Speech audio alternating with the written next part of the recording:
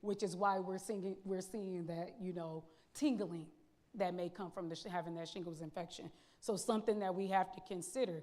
Not only are these viruses running rampant, but we are more at risk of getting them, right? That's a problem. That's a problem.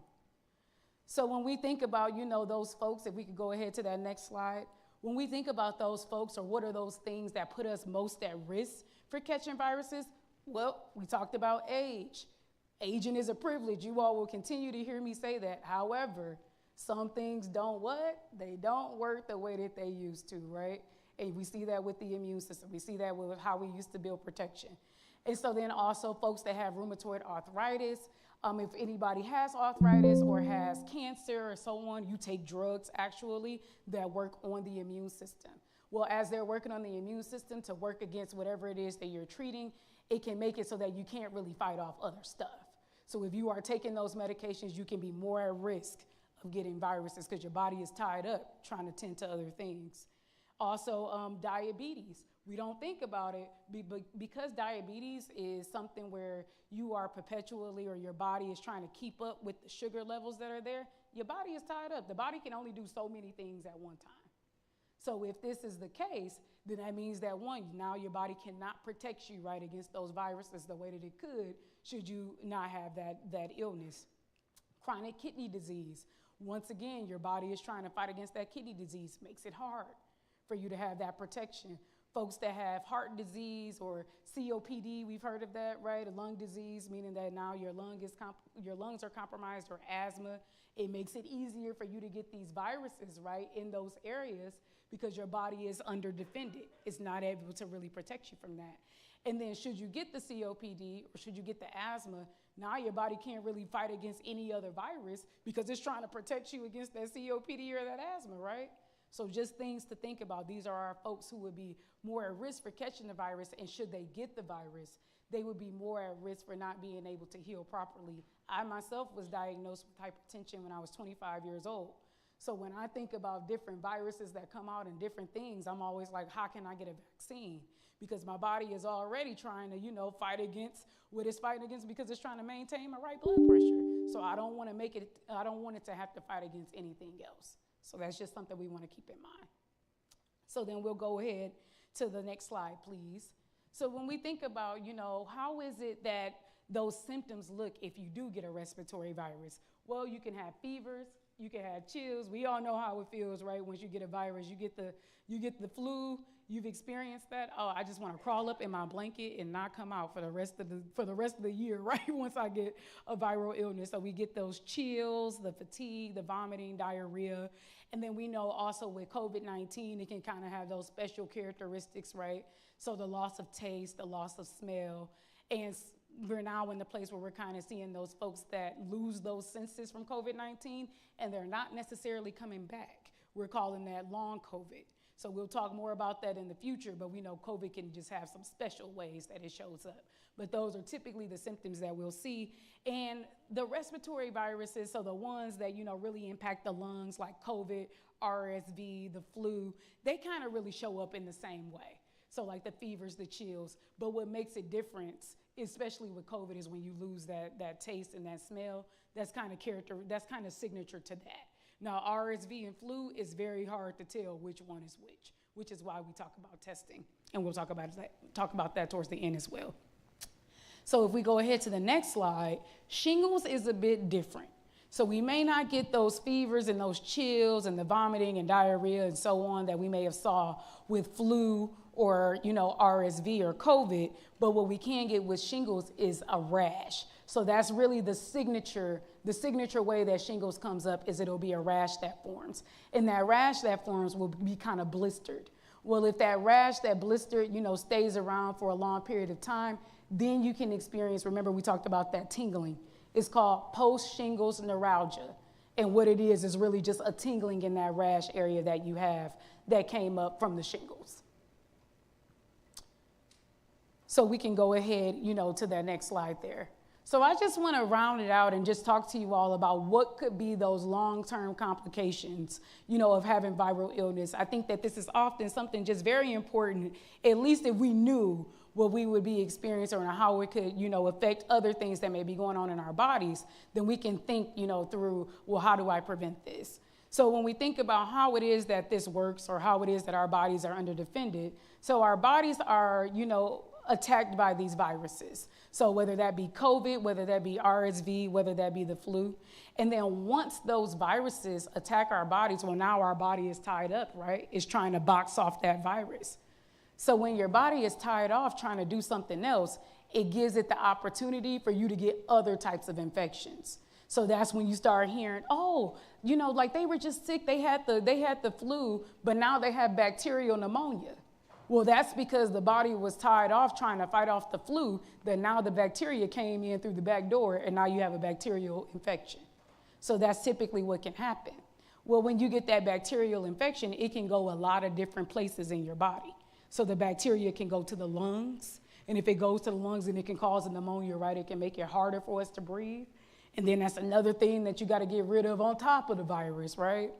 And then it can go to our brains, unfortunately, and it can cause meningitis or other things there. Meningitis, a lot of times, the way that bacteria ends up in the brain was a virus that let it through because your body was tied up trying to fight it off. When we think about heart complications, well, you can get a viral infection, and then potentially you can go ahead and that bacteria can pop up because your body was fighting off the virus, and then you can get an infection that is around your heart area. We heard of pericarditis, myocarditis, those types of things that can happen. A virus can let those right in, especially if you're someone that has hypertension, because that means that your body is compromised in some type of way within that area. So it's something to think about. If I get a viral infection, it could potentially have downstream really negative effects. And then we talked about with shingles, right? So you can have a virus that occurs and it can have those lasting impacts if you're not protected against it. So if you get shingles and that rash is able to stay around and it blisters, well, then you can get that tingling that we talked about, that post-shingles neuralgia. And that is not a fun time. I haven't experienced it myself, but my friends have I have younger friends that have experienced it, and then golden friends, okay, that have experienced it, and they have said some similar things, that unfortunately that tingling is something that, does not go away and is very bothersome in their everyday life to do normal things because it's something that they have to think about and consider. So just things for us to keep in mind. And then we can go ahead here to this next slide, because I just want to talk about, well, what do we see within racially and ethnically minoritized populations? What do we see within, Black and brown communities, within our community? So we talked about influenza, right? We talked about the fact that racially and ethnically minoritized individuals are more likely to be infected with flu, more likely to go ahead and actually have complications from the flu. And why is that? Well, I'm gonna tell you, because viruses can go from person to person to person, and unfortunately, we have experienced structural racism in this country. We have experienced systemic racism in this country, right? How hard is it to get a home as a Black person? How hard is it, or a home where you can actually house everybody in your family, everybody get their own individual room, and say they get sick, a place for them to go and silo off so the rest of the house doesn't get sick? How many people get a virus and then you're like, all right, the whole house is gonna get it, we're all gonna be sick, for this week, and then we'll go on. My mom would actually say, okay, well, now that you have it, your siblings are gonna get it, and we'll just get everybody, to get immune at the same time. But that's because we don't have that opportunity. Oftentimes our homes are multi-generational. Oftentimes we have so many people that live in one space. Well, think about if you have all these people living in one space, it's easier, right, for those viruses to go from person to person to person. So that is why we, as Black and brown people, experience them more than anybody else. So that is the issue there. And then we don't necessarily have access to the protection or access or knowledge of how protection and vaccines work to make that decision for ourselves. So that is something that we see. I like to provide the reasoning instead of saying, solely we are more likely to get. No, let's talk about why. I think that's important. So then also when we think about COVID-19, right, we talked about the fact that Black and brown people, that's one thing that we all knew, were that Black and brown people were more likely to get COVID, more likely to die, or more likely to be hospitalized due to COVID. That has not changed. I want to talk about San Bernardino County in particular. Less than 65% of the county has received 1 dose of the COVID-19 vaccine. 1 dose. So that means that not only are we more at risk for the virus, more at risk for complications, we are also underprotected, and underprotected right here, right in our backyards. So then also when we think about RSV, so one thing I like to say before I show this data, anybody know, just off the top of your head, how many or what number Black people represent in this country? Just throw something off the top of your head. Anybody want to take a wild guess? Very good, very good, very good response. Anybody have another guess? We're going to go with that one. So it's about 14%, about 13.4%. So when we look at this number, right, when we're looking at Black individuals in comparison to white individuals right here, we're seeing, Black individuals be in that 1,000 mark, right, for people that are infected with RSV. When we think about the representation of Black folks in this country, 13.4%, white individuals represent nearly or greater than 54%. There is no way that we should be even close, right, to the infection numbers that you see in a group that's almost triply represented in comparison to us in this country. Well, that is because, right, we have more things that place us at risk for these really, really bad infections. Something to think about. So when we talked about RSV, we are seeing it, and we are seeing it in our communities. And then also when we talk about shingles, so we talked about the fact that Black individuals are more likely to experience, remember I talked about that tingling you can have after shingles, which means they're more likely to have these shingles infections. And let's talk about the reason why for that. Well, let's talk about the infections. How many of us have a primary care provider that is Black or brown? Not many of us though, right? Not many of us. So even if you were to have this infection, how likely do we think that somebody would even know how it looks on our skin? How likely is it that we're being diagnosed if these happen? How likely is it that we feel comfortable to go to the provider's office and say, oh, I have a rash, like, this is weird, what should I do about this? So that's the reason why. If folks can't diagnose it, if they don't know what it looks like on colored skin, then that could be a reason why it's not being diagnosed. That could be a reason why we're experiencing these side effects. But what I am happy to say is that these vaccines, or that these viruses, and we can go to the next slide, they are vaccine preventable, meaning that we can prevent the way that they show up in us. So vaccines are not 100% protective against getting infected. You may get infected, but at the very least, should you get infected, it is the hope that with a vaccination, it is the hope that because your body has seen this and been able to make protection, that you won't experience the really bad effects that I talked about before. So that's why it's important for us to know about the availability of the vaccines. So I will go ahead and I'll get into shingles information, and then we'll take a break for several questions, and then we'll move through the rest of the presentation. How's that? I got everybody, y'all still awake? All right, I can see when you fall asleep, okay. So when we talk about these viruses, I do want to, okay, perfect, that slide, look at that. So when we talk about these viruses, I want to take us through shingles. So remember we talked about, you have things that you're exposed to when you're younger, and then as you age, what does your body do as you age? Well, have y'all been listening to me? What happens? It changes, right? And it don't work the way it used to, right? We're going to have call and response, don't play. I know where I'm at. We're going to have call and response. So, okay. So when we talk about these shingles, when we talk about seeing things that we saw when we were younger. So how many of us had the chicken pox when we were younger? Either you had it or you had the vaccine. Okay, I had the vaccine. I never had, the live version of the chicken pox. Amen. Praise God for that. The beauty of vaccines, look at that. So, now that, I see you. So now, when we think about the chicken pox, that they predict that 98% of the global population has been exposed to either chicken pox or the chicken pox vaccine, have been exposed to. It's a very, very interesting virus. And it's interesting in that, yes, we can get vaccinated, or yeah, you have an infection, and eventually, right, we know infections go away. So it goes away. But chicken pox is unique in that it can leave little parts of itself behind that really kind of go undetectable. I like to call it the lay low. It lays low, right, in our bodies. But what happens as we age? All right? Our bodies don't work the way that they used to, right? So as we're aging, so is that lay low part of that chickenpox virus. It's also aging. So we're getting more mature, and so is that. But unfortunately, our immune system is not keeping up with it. Our immune system is not maturing the same way that our bodies are. Our immune system, it does not work the way that it used to. So that protection that we had, at 20, 30, 40 years old is no longer there anymore against, that part of the chickenpox virus. So that mature version of the chickenpox is able to go ahead and it's able to grow and it's able to thrive, and nothing is there to protect your body against this thriving of that lay low part of the chickenpox virus.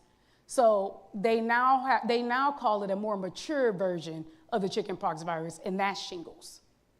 So shingles is a more mature version of the chickenpox virus. It's chickenpox all grown up. It is the chickenpox that our bodies could no longer detect it, because as we got older, our bodies it didn't work the way that they used to. We didn't have the protection that we used to have. So now we're experiencing this more mature version of something that we thought we got rid of a long time ago. Well, now we see it as we get older in age. And so they say that at about 50 years old is when we are more likely to see this more mature version of the chickenpox virus pop up, and our bodies no longer be able to keep up with protecting us against it. So that's essentially what shingles is, and that's what our conversation will focus on. So do I have you all there? All right, I got you all there. So then we'll go ahead to the next slide and we'll talk about the vaccine. See, that is actually really, thank you. I'm pocketing it, and if you hear it again, I'll credit you. So yes, it's literally the senior citizen. It's the golden chickenpox, right? Let's call it the golden version. So when we think about the vaccines, right? So now basically what you have to do is you just have to immunize, you just have to vaccinate or protect yourself against this now mature version of the chickenpox. Wake your body up. Remind your body that it's seen it before. Tell it, you got to tell your immune system, shape up now. I need you to work the way you used to. So now when we think about this virus and how it's created, I'll just walk us through it. So it is an inactivated vaccine. So what this means is that the particle of, so they take a part of the mature version of the chickenpox virus, they send it through fire, they kill it. So it's that it does not cause a big reaction to you when you get vaccinated, but your body knows it's there. So then your body starts to make protection against it. So as your body is making protection against it, or as they are making this vaccine, they add what's called an adjuvant, but really it's just an add-on to make sure that your body is woken up, that it definitely sees that small part of the mature chickenpox virus. It's like, okay, we're sending along that mature chickenpox virus, we're sending shingles there, and then we're gonna add this on to make sure you indeedly saw it. So it's something that does not cause harm to us as human beings, but our immune system can detect it, just to make sure that we have a power response. We want a power punch response, because you only get this vaccine, you get 2 doses of it, but you only get it one time in your life. So you're not gonna keep getting the shingles vaccine. You're not gonna keep getting it. So we wanna make sure that that immunity or that protection that you do build is long lasting, right? We wanna make sure that it is long lasting. So with that being said, what you will do is you will get 2 doses of this. You will get 1 dose, and then about 2 to 6 months apart, you will get the second dose of the vaccine. Now that first dose, it is really waking your body up, and I'm not gonna lie to you, I'm a very honest person, right? I'm very transparent. It's gonna be a whammy. I wanna be honest with you. It is gonna protect you in the long term, so that's always provide that caveat. It does you good, but it is a whammy to get it that first time. So if you are gonna get that shingles vaccine, then I would suggest that maybe that be the only one that you do at that time. So we will talk about so you can get additional vaccines if you would like to, but I think for your comfort, and I would not be a good person, okay? I don't want y'all smacking my hands like Dr. Jam told me I can get this vaccine and I went and got this. She told me I can get RSV and I got that too. And then you get all these vaccines and your arm all tore up and you're not feeling well and you say, you know what, I'm not listening to Dr. Jam ever again. I don't want us to leave here with that. So I wanna be transparent. Now the second dose, from what I've heard, at least my parents got the shingles vaccine and then I made them relay their responses to me. But what I have heard is that the second dose is not as heavy, and that's what you would expect. That second dose, you really get it just to make sure that your body has received the message. And that, you know, for the duration of that's that golden part of your life, that you are protected against that mature version, because you will not get the shingles vaccine after that. You'll do the 2 doses and then you won't have to get it again. So you want to make sure that your body receives it.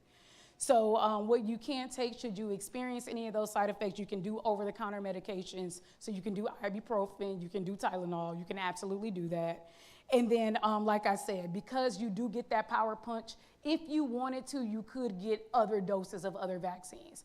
I have had folks come up to me and say, you know what, I decided to get, you know, another dose of a vaccine after I got the shingles vaccine. You can do that, but I do want to be honest about the effects of the shingle vaccine, and it is powerful. So if you want to wait, and you can go 2 weeks after, and if you wanted to say, you know what, I'll get shingles, and 2 weeks after that, I'll get flu, I'll get COVID, and I'll get RSV, you could do all 3 of those at the same time if you wanted. And honestly, those have a similar reaction, so it wouldn't be the power punch that it would be should you get all 3 of those and, you know, the shingle shot on the same day. So it's up to you to make that decision of what you want to do. You can get multiple vaccines on the same day, but I do want to be honest about the effects that you may experience after the shingles vaccine. So you might want to give yourself that opportunity to only see that and then wait and get the other ones at the same time. I just want to do my due diligence and being honest with you all about it. So I will go ahead to that next slide just so we can talk about benefits of having received the vaccine. So the shingles vaccine is about 91% to 97% effective in preventing shingles in those folks that are 50 and up. So our seasoned folks, our golden and seasoned folks, right? So very good at preventing the infection there. The shingles vaccine is also effective, about 89% or so, against that neuralgia, right? Or that pain that can exist after you have that infection. The shingles vaccine is also effective in those folks that are immunocompromised. So you may hear about people that are not within that 50 age group that do also develop shingles. Well, when your immune system isn't in the place where it can remember the chickenpox virus, that younger version of chickenpox that it saw, then you can, develop shingles at a younger age if your immune system is underpowered. So you might see it too if you are within that underage, or you may hear about it from friends that are younger, and it's likely because they are immunocompromised. But we do see the vaccine be effective for those folks too. So I actually, like I told you, I practice in infectious diseases.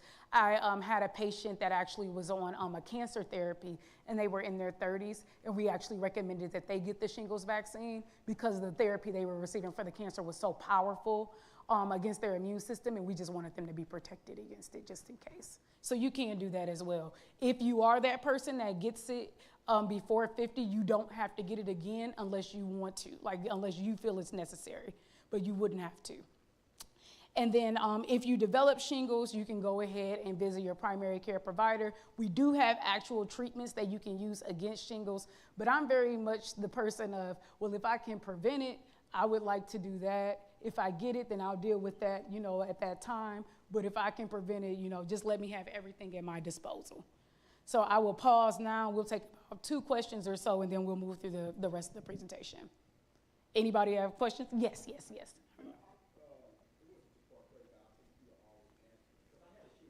Okay, yep. Right.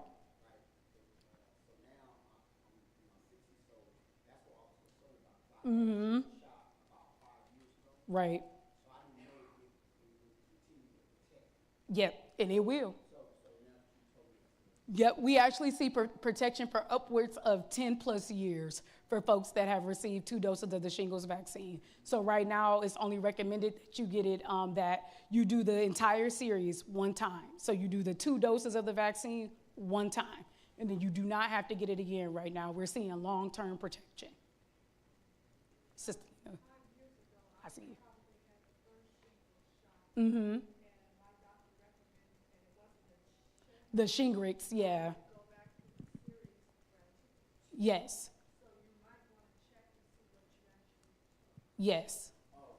Thank you so much for that, Sister Lena. So there were 2 versions of the vaccine. So there may have been folks about 5 to 7 years ago. So you can call them actually, and they'll let you know. Okay. Well, you know, yeah, I don't know what brand or company, right? right. But when you kept on saying it's heavy hitting, I do remember when you gave it to me, it did have me sore, Yeah. really sore. Mm-hmm. But now I'm sitting back and thinking about how long I took the second shot. See, well, if you did, so it was several questions here. So we talked about one, there were two versions of the shingles vaccine available. It was called Zostavax. I don't know if anybody's familiar with that, but that was actually a live version of the shingles virus. So that means that it's not killed the way the inactivated is. It's alive. But degraded so that you don't experience big effects, but you are likely to experience more effects than if it were an inactivated vaccine. The thing with that vaccine, though, is they surprisingly didn't see as much protection as they did with the Shingrix or the inactivated vaccine. So they actually took that off the market.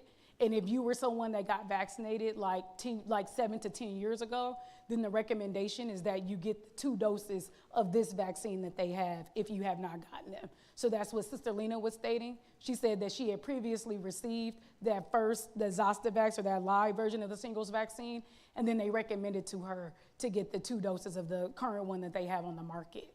So if you are someone that may have gotten vaccinated maybe 10 years or so, and you know what, if you actually go into like the CVS, they can look your immunization records up. Because irrespective of where you go, they have to log it. So if you've gotten it done, then you can ask them, hey, can you look up my immunization record? And they can tell you. But if you've only gotten 1 dose, just for your maximum protection, I would suggest that you go and get the second one.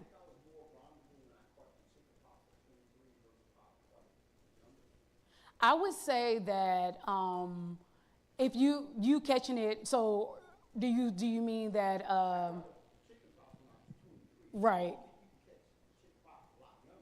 Yeah, a lot of times they do, but honestly, it really depends on the circumstances. Say that you are living in a dormitory. That's why they always require that, folks that are living in a dorm receive at least a chickenpox vaccine and the meningitis vaccine and stuff like that. You all may remember, or for your kids, you got to get them immunized before they're able to go and live in close quarters. So if you were living somewhere in close quarters or somebody had an infection, viruses can travel. Sometimes it doesn't even matter, and then you can experience it. So really, sometimes it's just happenstance or the level of exposure or how sick that person you may have been around that had it was. So that can impact how you experience it. Mm-hmm. Okay, I did see one question. I don't know if I answered it or yet.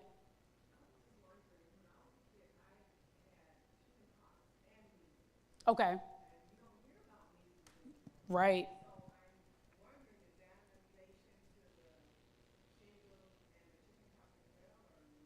So the thing with measles is it's a different type of virus than chickenpox. So it doesn't leave enough of itself to lay low. So once you get rid of measles, it's, wham, bam, thank you, ma'am. Measles is out of there. Unfortunately, we are seeing an increase now in measles infections. We're seeing it come up again because folks are not getting the measles vaccine. So I don't know if you all are hearing it, but we are seeing outbreaks. But the good thing is because so many people have been vaccinated against measles, we don't see it the way we could. So we do not see it in the way we could, but we do see more of it. But the reason that you don't see measles in the way that we see shingles pop back up is just because it's a different type of virus. So it's unable to leave parts of itself around. Chickenpox can, which is why we see this mature version of it as shingles. Yep, no problem. Yes.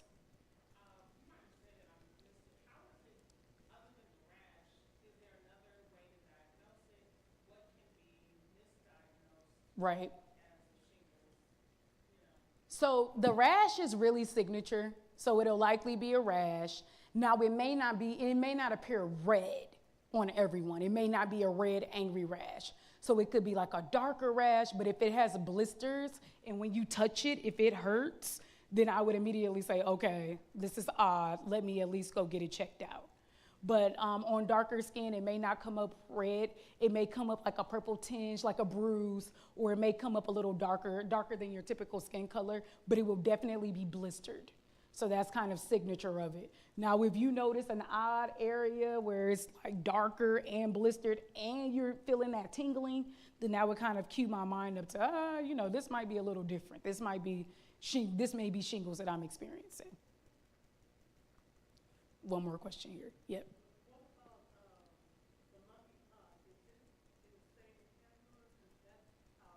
Yes. So monkeypox is not it's not the same as chickenpox. So the pox can throw you off, but it's not they're different types of viruses. So they're not the same type of virus. So monkeypox, you're really more so at risk.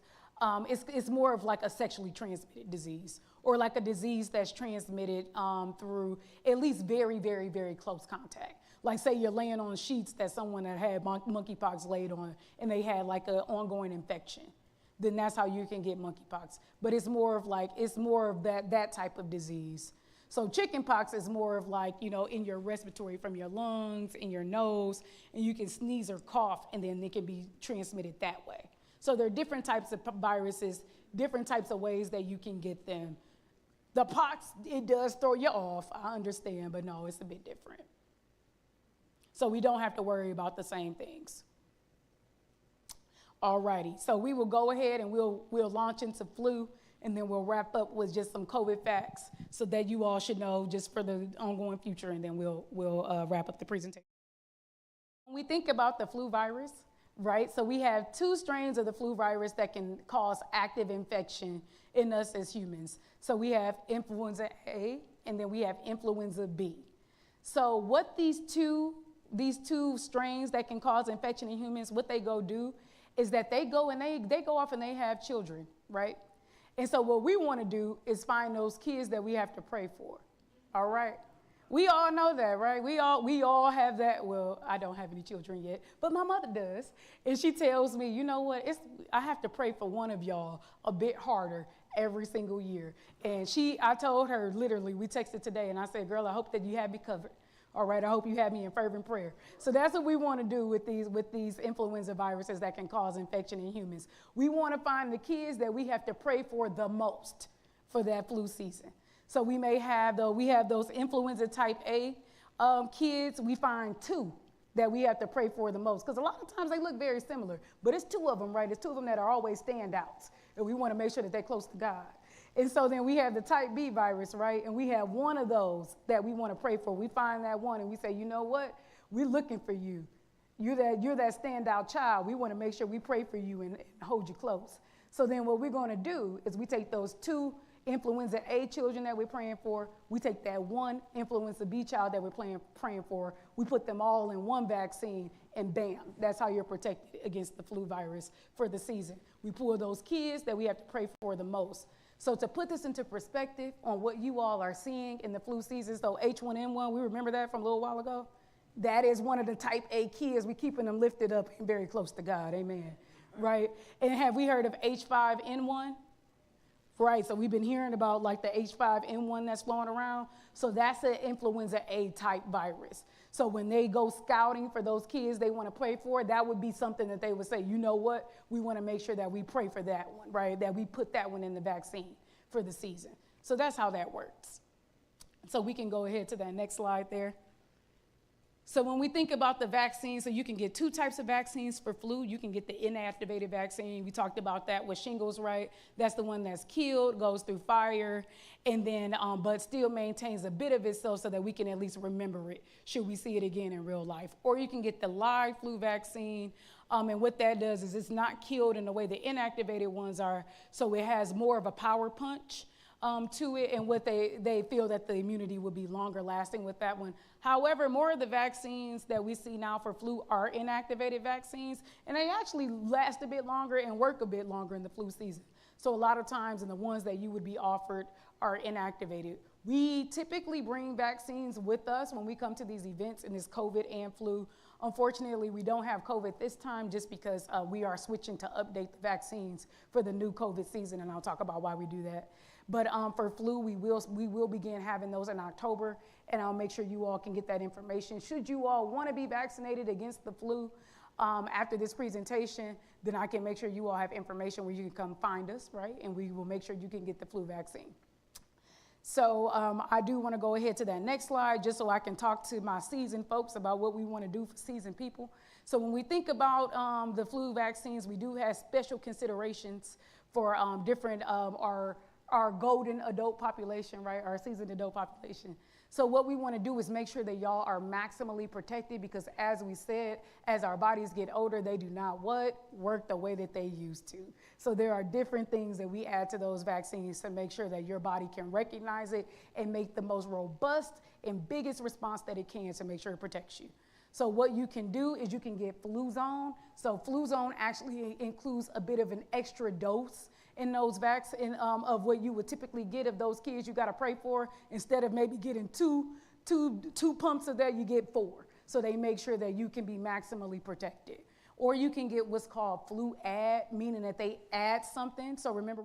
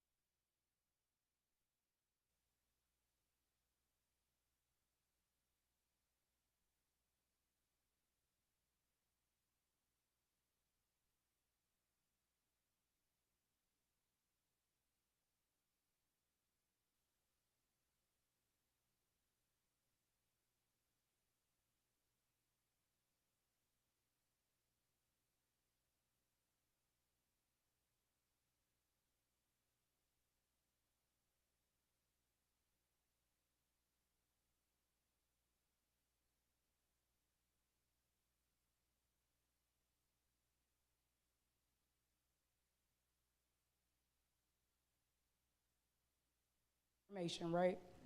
Okay. And so we could go ahead to that next slide. So just what I want you all to keep in mind as we approach the flu season, those benefits of getting vaccinated. Well, we talked about vaccines are not 100% protective, so you may experience the virus, but what we do hope is that you don't experience the hospitalization or the extended effects. There are special recommendations for our folks that are over 65, so we talked about those things that you can ask for. You are supposed to get a more powerful version of these vaccines if you are within that age group. Like I said, I make folks show me stuff, and I get vaccines my own self. So you all should absolutely ask for that. You don't feel bad about it. That's something that you should be able to do. And then also what we know, just at the end of the day, these vaccines can help lower those really bad effects that can happen. So just consider it. I just want you all to have all the facts. And then we can go ahead to that next slide. And then because we did pause for questions, we can probably move ahead to the COVID discussion. So when we think about why it is important to get vaccinated every year, well, let's just consider that, those kids that you got to pray for, they change every year, right? So my mom said, this year, last year was me too. Look at that. I guess I didn't change though. But those kids that you have to pray for, they change. One year it may be one kid, one year it may be another. But you want to be able to detect, right, which kid it is. So that's why they make these new vaccines every single year to account for those additions or those changes in those kids that we had to pray for. So when we think about that, just make sure that every flu season that you consider getting vaccinated for the reasons that I mentioned.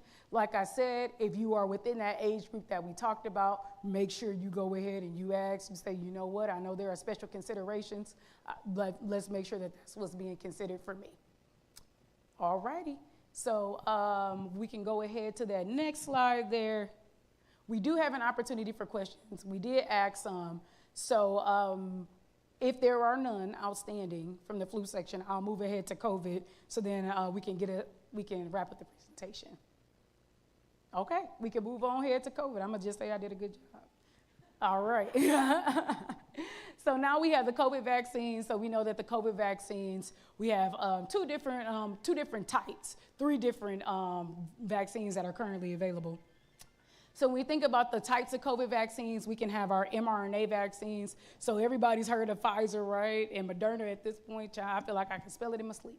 So we know we have the Pfizer and Moderna vaccines. So these vaccines are made of what we call messenger RNA.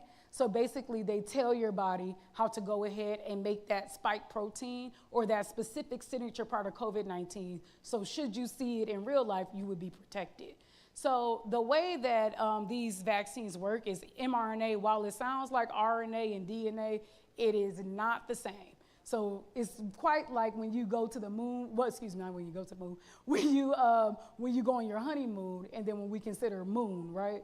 So they have that same base, but they are two different things. Because when you're going on your honeymoon, unless you're Elon Musk or all these other people, Jeff Bezos, you're not going to the moon, right? Very unlikely. So very different while still having that same base. So that's how I like to think about the mRNA, RNA, DNA. While they sound similar, they have very different functions in our bodies. So when our bodies get that mRNA from that vaccine or that messenger RNA, after our body is told to make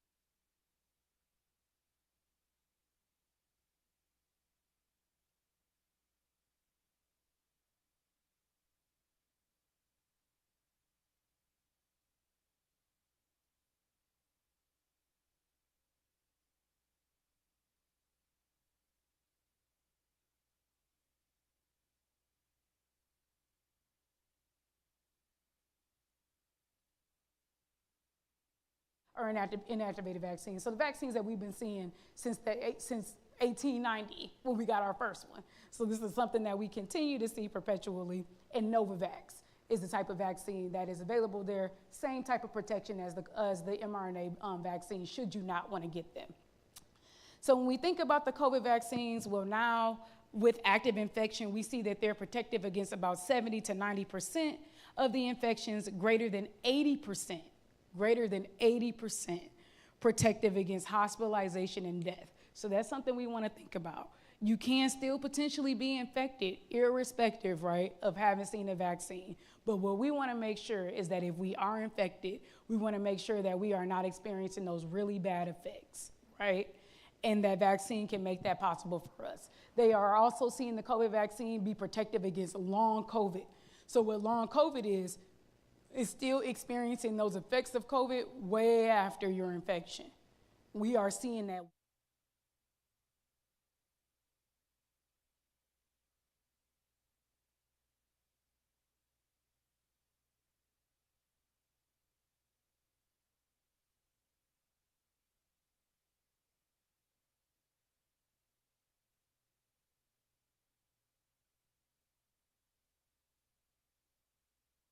Nearly 20% of those folks that are being diagnosed with COVID, we are seeing that.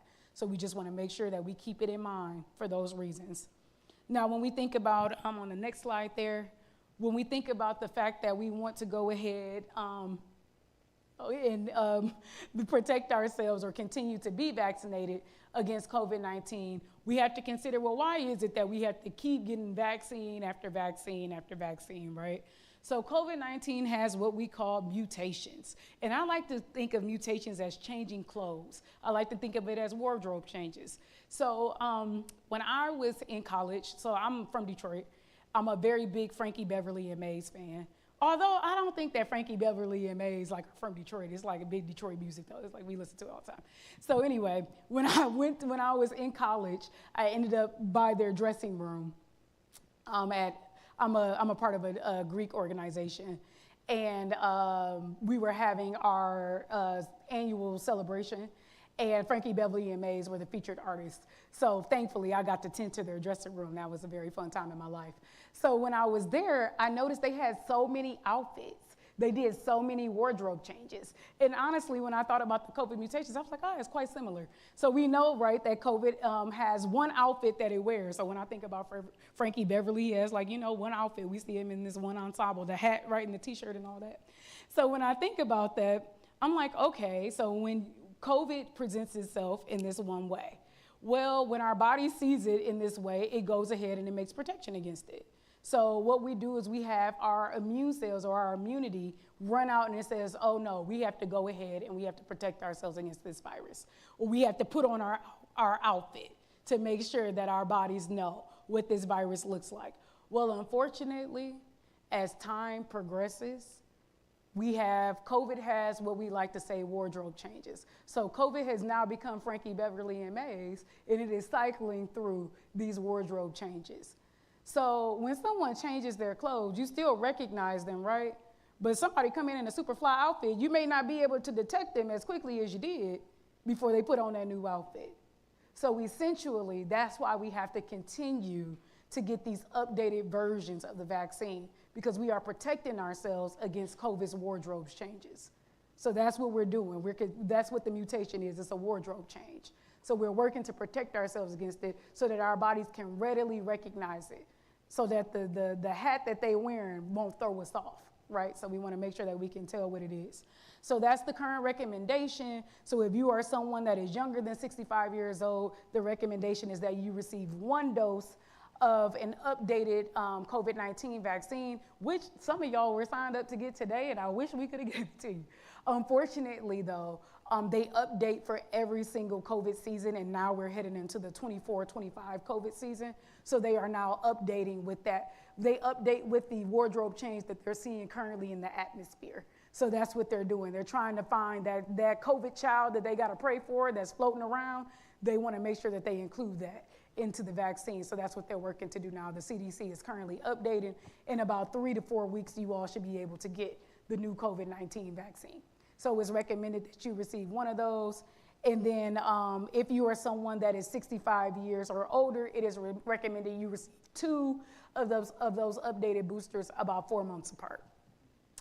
Okie dokie. And then when we think about those major side effects, what you can expect to experience, we are seeing less of that immune response, or at least the overpowering one that we saw with the initial vaccine. So like in 2021, when you were like, oh my goodness, my back hurts, my leg hurt, my arm hurt, and I feel like I can't go to work tomorrow. We are not seeing as much of that with the updates in the COVID-19 vaccine. So I do want to talk about vaccines on the next slide. Which vaccines can you go ahead and that you can get on the same day? So you can get, because these vaccines are inactivated, so we talked about how shingles is an inactivated vaccine, right?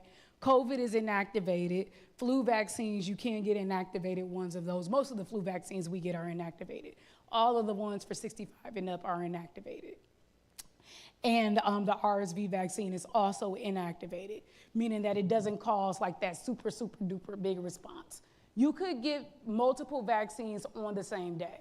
So I will typically go and I will do COVID and flu on the same day. I do them in separate arms, and I would recommend doing them in separate arms because, well, I mean, that's just me. That's my personal preference. I just don't want one arm to be completely down for the day. So I'm like, oh, let me just go ahead and spread the love. But I typically do separate arms, but I mean, you can do the same arm should you want to. But of the inactivated vaccines, you can safely receive multiple on the same day. Now, what you choose to do, which vaccines you choose to get on the same day is entirely your decision. I just want you all to know that it is possible. Alrighty, so we are gonna go to our final slide here, because what we wanna do is we wanna play it safe, right, for this viral season. As we head into the last quarter of the year, we wanna make sure that we're washing our hands, that we are using soap and water, right? That 20 seconds, so they say sing happy birthday as you wash your hands, so make sure you wash your hands. If you do start to feel symptoms, you wanna make sure that you are doing at-home testing. So we do have test kits. So the thing, right, we talked about a lot of these respiratory viruses, they look very similar. It's very hard to figure out which one is which. And the stuff that you would do if you're infected is different, right, for each one. So you want to make sure that if you are feeling unwell, that you do some testing. So we do have COVID tests available. They do also have flu and RSV testing at the pharmacy, so you can do it over the counter. Or if you go to the urgent care, they will do a rapid test for you. So if you test at home and if you get a negative test, but you still feel sick, test again. If you get a positive test, go ahead and go on to the urgent care to confirm it. Now, here's the thing. If you go to the urgent care to confirm it, or if you get a positive test at home, you can go to the pharmacies, or you can go, like I said, to the urgent care, and they can give you therapy or medications for it. So have we heard of Paxlovid? Yes. So if you test positive for COVID, and if you're within a 5-day window, they can give you Paxlovid. We also have a drug that does what Paxlovid does for COVID. We have a drug like that for flu. So if you test positive for flu, say you're not feeling well, you don't know which one it is, and you're like, you know what, Dr. Jam told me I'm gonna do a flu test. If it comes back positive, you can go once again to that urgent care, and they can give you a medication for it. If you test positive within that 72 hours, they can give you a medication. I just want you all to know that these are the things that you can ask for. And then the RSV vaccine is also available for those folks that are 60 and older. It is recommended for those folks that are 75 and up. So if you are someone that falls within that age range, then you can go ahead and you can get that RSV vaccine. So if you all have any additional questions about the RSV vaccine, feel free to ask me once we wrap the presentation. But I am going to take questions now, and then I'm gonna have my students pass out the post surveys for those folks that did, well, for everybody, but for those folks that did the pre-survey, make sure you fill out the post survey so you can take your ticket to the table. But we can take questions simultaneously. Yes. I would recommend taking the positive test with you. They're likely to have you go ahead and actually retest once you get there, but it's never bad to say, you know what, I got this test back, it was positive. You don't have to walk in the door with it though. No, you don't. Yep, because they have to do a confirmatory test. Yep. Any other questions? Yes, yes.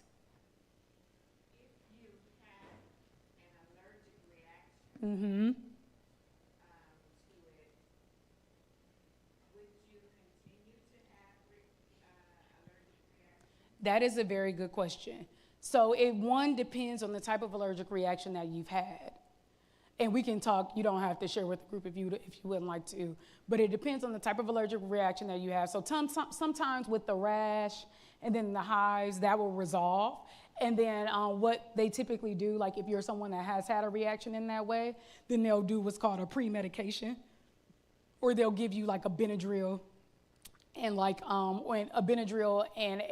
Tylenol or ibuprofen before you go ahead and get the new vaccine.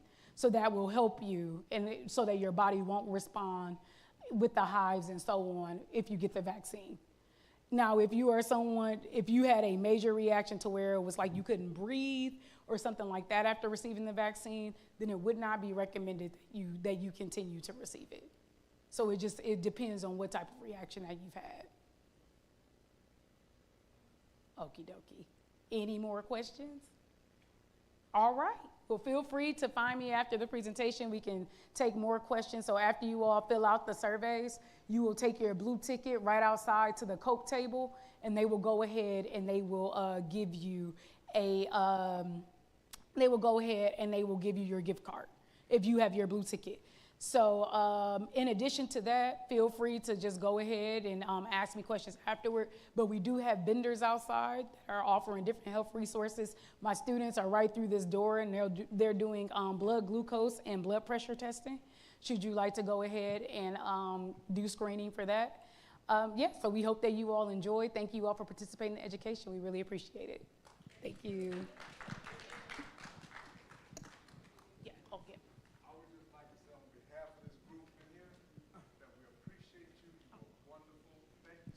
Thank you. I got real smart. I know you know my wife. Yes, I do. Yes, I do. So now